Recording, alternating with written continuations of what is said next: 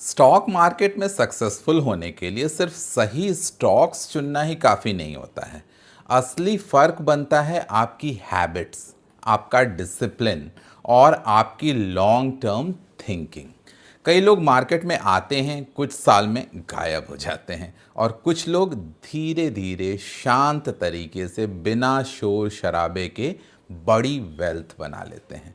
तो सवाल ये है कि उन लोगों की हैबिट्स अलग क्या होती है।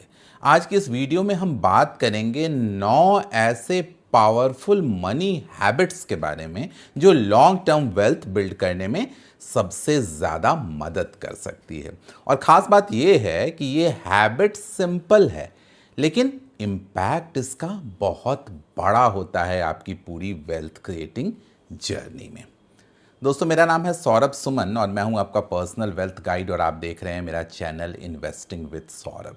याद दिलाना चाहूँगा, मैं एक सेबी रजिस्टर्ड इन्वेस्टमेंट एडवाइज़र नहीं हूं, इसलिए कोई भी निवेश करने से पहले अपने वित्तीय सलाहकार की राय ज़रूर ले लें। पहली हैबिट, एसेट एलोकेशन। सबसे पहले ये तय करना है और सबसे बड़ी गलती भी यही होती है।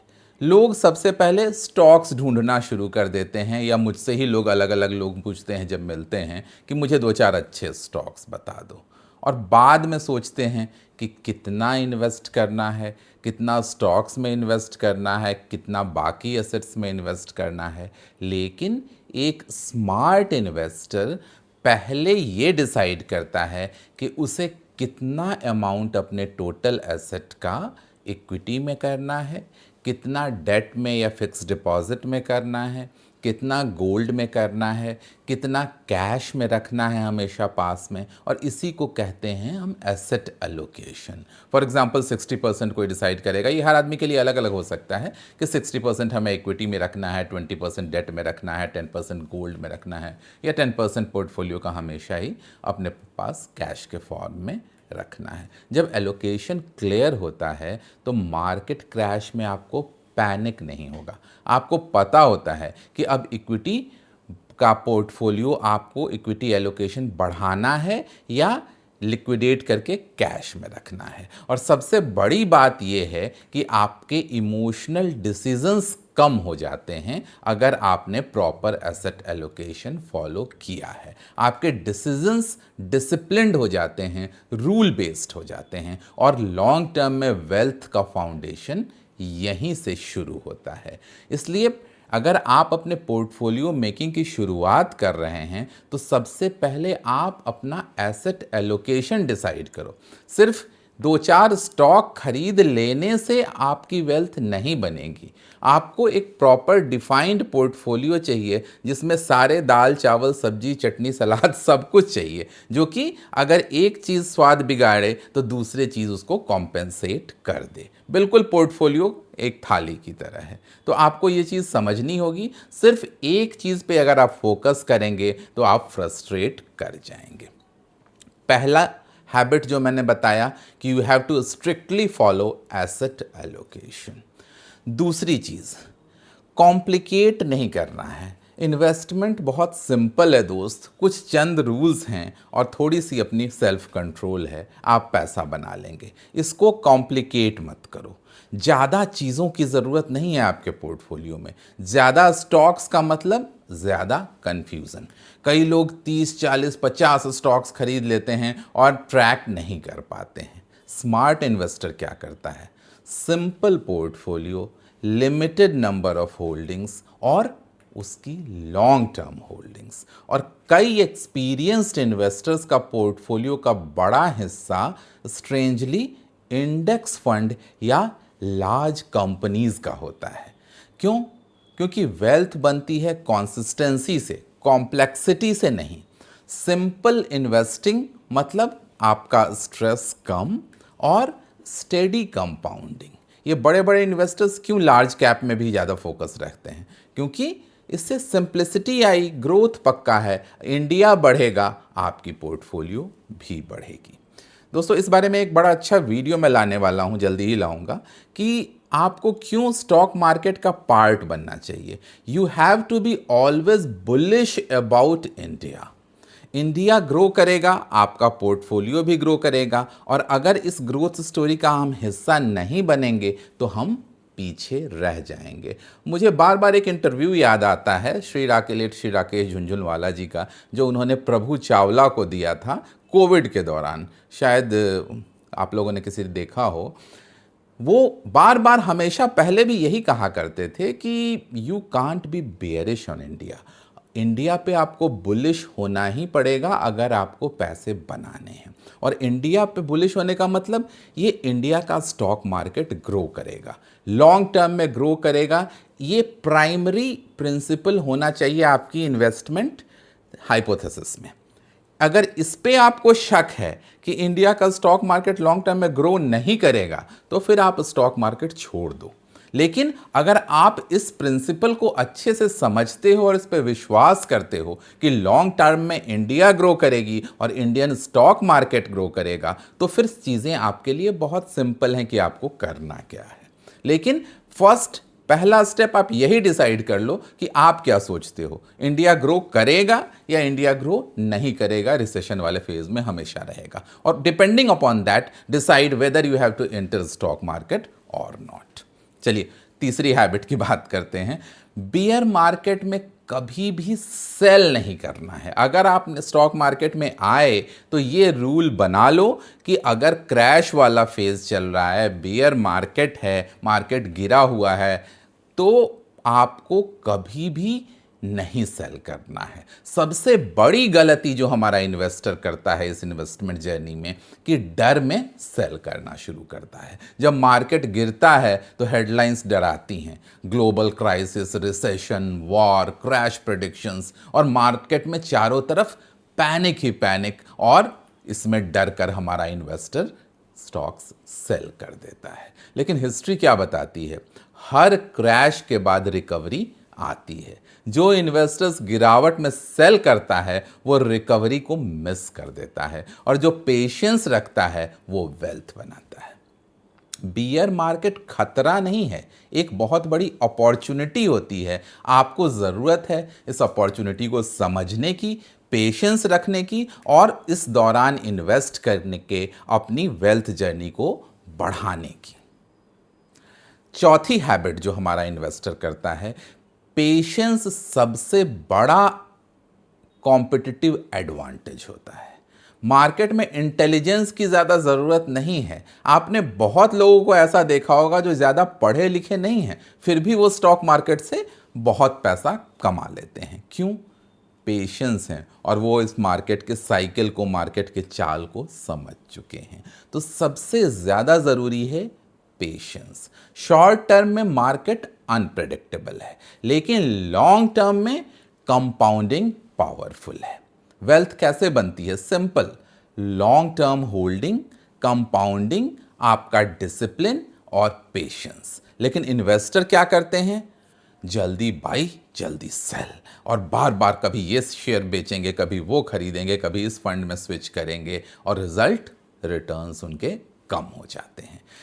जो बड़े बड़े इन्वेस्टर हैं उनकी एक कॉमन हैबिट कि they stay invested for years with patience, और तभी उनकी लॉन्ग टर्म वेल्थ बनती है। पांचवी हैबिट जो मैं चाहता हूं कि आप डेवलप करें कि अपने इन्वेस्टमेंट्स को ऑटोमेट कर दें, क्योंकि डिसीजन फेटीग, आप डिसीजन लेने में थकते हैं और कई बार देर करते हैं, कई बार इमोशनल डिसीजंस लेते हैं, और इसके कारण आपकी वेल्थ घटती जाती है।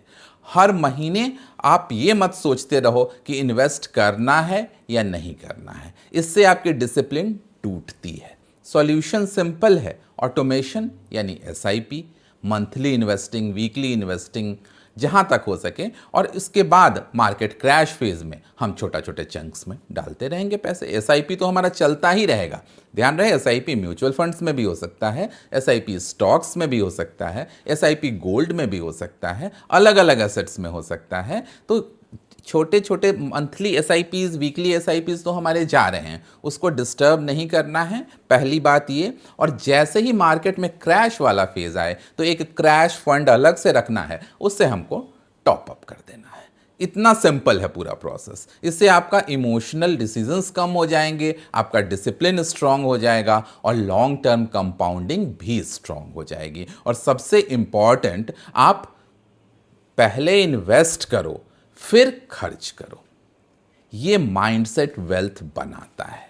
कुछ इन्वेस्टमेंट आपको करना ही करना है अपने खर्चे से निकाल कर। जो भी आपकी इनकम आ रही है उसमें से एक चंक इस तरफ रेगुलरली पूरे डिसिप्लिन के साथ आपको करना है, तभी एक लॉन्ग टर्म वेल्थ आप बना पाओगे। Sixth habit, continuous learning. अभी थोड़े दिन पहले मेरे कमेंट बॉक्स में यूट्यूब के किसी ने लिखा था कि सर आप तो मार्केट के पीएचडी लगते हो। जिस दिन ये एरोगेंस मेरे दिमाग में आ गई कि मार्केट के बारे में सब कुछ जान चुका हूँ मैं, मार्केट इतना बड़ा झटका देगा कि आप उठ नहीं पाओगे। Market is the process of continuous learning. हर दिन मार्केट नया होता है और आपको उतनी ही शिद्दत के साथ उसे सीखना पड़ता है, उसके हिसाब से अडाप्ट करना पड़ता है। हम इस एरोगेंस में नहीं रह सकते हैं कि हमने जो डिसीज़न ले लिया वही डिसीज़न हमारा सही था। क्यों? क्योंकि न्यूज़ बदल गई, मार्केट डायनामिक्स बदल गए और स्टॉक मार्केट की कंडीशन भी बदल गई, कंपनियों के बैलेंस शीट बदल गए, कंपनियों के मैनेजमेंट बदल गए, सारी चीज़ें चेंजेबल हैं। तो हमें लगातार लर्न करना है। हमने एक दिन जो सोच लिया वो अगले दिन के लिए सही नहीं है। इसलिए you should be flexible in stock market, you should be flexible in your opinion, or you should be modest enough to change your opinion to adapt according to the market.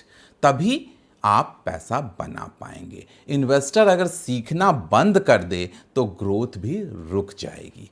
Smart investor financial balance sheets पढ़ते हैं, market cycle समझते हैं, अपनी खुद की गलतियों से सीखते हैं, हर दिन नई गलतियां करते हैं, लेकिन अगले दिन उस गलती को दोहराते नहीं हैं, अपनी गलतियों से सीखते हैं। लर्निंग से फ़ायदा क्या? आप बेटर डिसीज़न ले पाते हो, गलतियां कम कर पाते हैं। देखिए, गलतियां स्टॉक मार्केट में होंगी, बस आपकी कोशिश ये होनी चाहिए कि गलतियों की संख्या आपके पॉजिटिव डिसीजंस की संख्या से कम हो।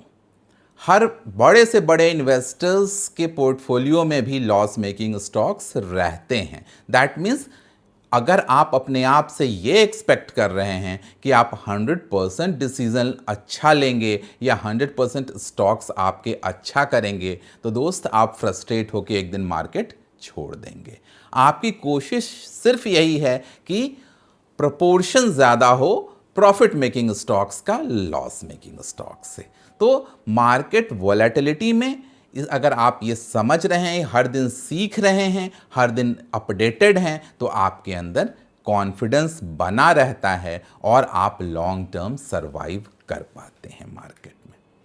Seventh habit which you should inculcate in yourself, insurance is must. Wealth banana important है, लेकिन वेल्थ को बचाना उससे भी ज़्यादा इम्पॉर्टेंट है। मैं कोई इंश्योरेंस एजेंट नहीं हूँ, पर पर्सनली मैं हर किसी को, खुद के लिए मैंने ले रखा है एक सब्सटैंशियल हेल्थ इंश्योरेंस, जिससे कि मेरी पूरी फैमिली कवर्ड हो, मेरी अपनी जेब से कोई पैसा ना जाए। भगवान ना करे अगर ऐसी कोई मेडिकल इमरजेंसी आती है, कोई फैमिली इमरजेंसी आती है, कोई अनएक्सपेक्टेड इवेंट्स हो जाते हैं, तो ये सब वेल्थ डिस्ट्रॉय कर देते हैं। इसलिए complete family should be covered with a satisfactory cover of health insurance। साथ ही साथ एक प्रॉपर टर्म इंश्योरेंस, ध्यान रखें, एंडाउमेंट प्लान नहीं, pure term insurance. Term insurance ये मतलब कि अगर आपको कुछ हो जाता है तो आपके जो डिसेंडेंट्स हैं उन्हें एक लंप सम अमाउंट मिल जाए। अगर आपको कुछ ना हुआ, भगवान करे ना हो, आप एक लंबी ज़िंदगी जीते हैं, तो उस केस में आपको कुछ रिटर्न नहीं मिलेगा। एंडाउमेंट प्लान्स आपको अक्सर इस लालच में फंसाते हैं कि आप अगर ज़िंदा रह गए तो आपको ये चीज़ें वापस मिल जाएंगी, लेकिन अगर आप रिटर्न कंपेयर करें, इस एवज में वो बहुत ज़्यादा प्रीमियम चार्ज कर लेते हैं। वही अमाउंट अगर आपने एसआईपी में लगाया होता तो आपको कहीं ज़्यादा वेल्थ बन गई होती। इसलिए लेना है तो प्योर टर्म प्लान और साथ में एक हेल्थ इंश्योरेंस, उसके अलावा एक third tier of security that is emergency fund बहुत ज़रूरी है। अगर ये 3 पिलर्स आपके बन गए तो आपका वेल्थ प्रोटेक्ट हो गया, और ये वेल्थ प्रोटेक्ट करना वेल्थ बिल्ड करने जितना ही ज़रूरी है। 8वीं हैबिट जो मैं चाहता हूं कि आप डेवलप करें, the strategy of not doing anything. Portfolio में कुछ ना करना भी एक स्ट्रैटेजी है। मार्केट में ये सबसे मुश्किल काम है, लेकिन कुछ ना करना। इन्वेस्टर्स बार बार ट्रेड करना चाहता है, मज़ा आने लगता है उसे ट्रेड करने में, खरीदने में, बेचने में, लेकिन रियलिटी बेस्ट रिटर्न्स आते हैं लॉन्ग टर्म होल्डिंग से। जब मार्केट साइडवेज होता है तो बोर्डम आता है इन्वेस्टर्स के दिमाग में, लेकिन वही फेज वेल्थ बनाता है। जो बड़े इन्वेस्टर्स हैं वो कम ट्रांजैक्शन करते हैं, होल्डिंग पीरियड ज़्यादा होता है, पेशेंस ज़्यादा होता है, और they adapt the policy of doing nothing. शांत भाव से बैठे रहो आप मार्केट में एक बार इन्वेस्ट करके, रोज रोज टेंशन ना लो।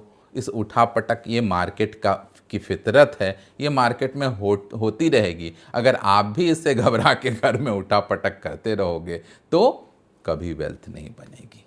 कभी कभी सबसे पावरफुल स्ट्रैटेजी यही होती है। You don't have to do anything, just stay calm, let your money do and create wealth for yourself. आप चुपचाप बैठे रहो, तमाशा देखते जाओ। मार्केट कभी बढ़ेगा, कभी गिरेगा, सब 10 तरह की कमेंट्रीज आएंगी, और फाइनली 5 साल बाद देखोगे तो वेल्थ बन गई रहेगी। इसलिए don't just do much in panic, बार बार खरीदना बेचना बंद कर दो। 9वीं हैबिट, ट्रू वेल्थ को सही तरीके से आप समझो। वेल्थ सिर्फ पैसे से डिफाइन नहीं होती है, रियल वेल्थ होती है, थोड़ा सा फिलोसफिकल हो रहा हूँ, एसेट्स और डिज़ायर के कंपैरिजन से। अगर आपकी ख्वाहिशें ज़्यादा होंगी तो करोड़पति भी स्ट्रेस्ड रहेगा, और डिज़ायर्स अगर कंट्रोल में हों तो मॉडरेट वेल्थ भी, जिसके पास मीडियम अमाउंट ऑफ पैसा है, वो भी एक शांतिपूर्ण जीवन जी लेगा। तो असली wealth financial freedom, peace of mind, long term security. Wealth का मतलब सिर्फ बहुत ज़्यादा पैसा होना नहीं है, बहुत एक्सेप्शनल लाइफस्टाइल होना भी नहीं है। आप बेसिकली मीडियम, ये प्रोपोर्शन है कि आपके पास कितना वेल्दी हो आप, इसको डिफाइन करेंगे आपके डिज़ायर्स। अगर आपके डिज़ायर बहुत ज़्यादा हैं तो आप हर कंडीशन में परेशान ही रहोगे। मेरा एक फ्रेंड है, अर्निंग बहुत अच्छी है, कभी BMW, कभी मर्सिडीज़ आ रही है घर पे, लेकिन हर 1-2 महीने के बाद मुझसे फ़ोन करता है कि 5 लाख की ज़रूरत है और 10 लाख की ज़रूरत है। क्यों? क्योंकि एक्सपेंसेस बढ़ा लिए, बहुत बड़ा विला बना लिया, उसकी मेंटेनेंस कॉस्ट ही बहुत ज़्यादा हो रही है, महीने का खर्चा 7-8 लाख रुपया है। तो एक चीज़ याद रखो कि स्टॉक मार्केट की इनकम से अपनी लाइफस्टाइल को इम्प्रूव मत करो। स्टॉक मार्केट से पैसा आ रहा है तो उसको उसी में लगाओ, और एक अल्टरनेट सोर्स ऑफ इनकम आपका रेगुलर होना चाहिए। कुछ भी, जो भी आपका प्रोफेशन है, या रियल एस्टेट से आपकी इनकम रेगुलर हो रही है रेंटल के फॉर्म में, या आप जॉब कर रहे हो कोई, तो that should be the primary source to maintain your lifestyle, your livelihood. और जो इन्वेस्टमेंट आप स्टॉक मार्केट में कर रहे हो वो वहीं रोटेट करते रहो, तभी वेल्थ बनेगी। अगर आप ये खुश हो जाओगे कि आज स्टॉक मार्केट से इतनी कमाई हो गई और उससे मैं जाकर अपनी लाइफस्टाइल बढ़ा लेता हूँ, अपने खर्चे बढ़ा लेते हूँ, जिस दिन कमाई नहीं होगी उस दिन फिर आप मुश्किल में पड़ जाओगे और अपने स्टॉक्स को लिक्विडेट कर दोगे। लंबा पैसा तभी बनेगा, लंबा आप तभी खेल पाओगे जब आप स्टॉक मार्केट की कमाई से अपनी लाइफस्टाइल नहीं बढ़ाओगे। मार्केट अनप्रेडिक्टेबल है, लेकिन डिसिप्लिन हमेशा रिवार्ड करता है, और जो इन्वेस्टर्स इन हैबिट्स को फॉलो करता है वो धीरे धीरे सही वेल्थ बिल्ड कर लेगा। लॉन्ग टर्म वेल्थ के जो 9 गोल्डन हैबिट्स मैंने आपको बताए आज, asset allocation, simple investing, bear market में patience, long term holding, automated investing, continuous learning और insurance protection, the strategy of doing nothing and true wealth mindset. ये हैबिट्स बहुत सिंपल हैं लेकिन बहुत पावरफुल हैं। वेल्थ ओवरनाइट नहीं बनेगी लेकिन डिसिप्लिन से ज़रूर बनती है। मार्केट में सफल होना डिफ़िकल्ट नहीं है लेकिन डिसिप्लिन्ड रहना डिफ़िकल्ट है। जो इन्वेस्टर डिसिप्लिन्ड मेंटेन करते हैं वही लॉन्ग टर्म वेल्थ बनाते हैं। Slow investing, smart investing, long term investing, यही है असली वेल्थ का सीक्रेट। दोस्तों, उम्मीद है इंसाइट मिली होगी वेल्थ बिल्डिंग स्ट्रैटेजी के बारे में। जल्दी ही मिलेंगे ऐसे किसी नए वीडियो में। तब तक सौरभ सुमन साइनिंग ऑफ।